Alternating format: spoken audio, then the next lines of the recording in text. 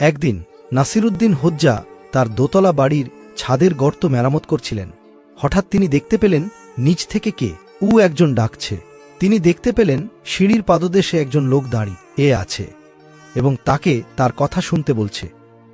তুহলি হয়ে তিনি ছাদ থেকে নেমে সিঁড়ি বেয়ে নেমে গেলেন। যখন তিনি কাছে এলেন তখন লোকটি বললেন যে তিনি একজন ভিক্ষুক এবং কিছু টাকা চান। আর রেগে গেলেন এবং তাকে শিক্ষা দেওয়ার সিদ্ধান্ত নিলেন। তাই তিনি লোকটিকে তার সাথে সিঁড়ি বেয়ে উঠতে বললেন। যখন তারা দুজনেই ছাদে পৌঁছালেন যেখানে তিনি আগে কাজ করছিলেন, হোজ্জা লোকটির দিকে ইরে বললেন, দুঃখিত, আমার কাছে কোনো টাকা নেই, তাই আপনাকে চলে যেতে হবে।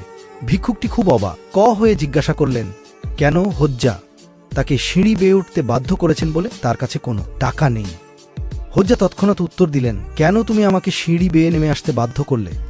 তুমি কি দেখতে পাচ্ছ না যে আমি কাজ করছি?